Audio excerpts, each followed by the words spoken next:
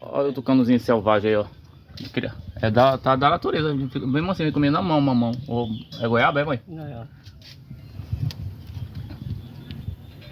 Ele é solto na rua, já no mato aí, não é preso não. Só ele vem, come e vai embora. E engraçado, ele é diferente, né, da crista... Da crista... O crista já, da cara azul, né? E aí? pega. Vem comer, rapaz. Pega. Esse penteado dele tá meio parecendo Zé Curubo. Eu dei arroz pra ele, eu não. Ele tava querendo comer, que eu botei um arroz ali com feijão, a Mel, ele ia comer, a Mel não deixou, ela não comeu, mas não deixou ele comer.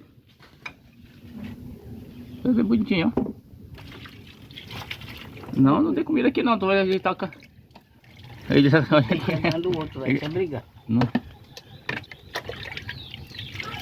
Não quer mais?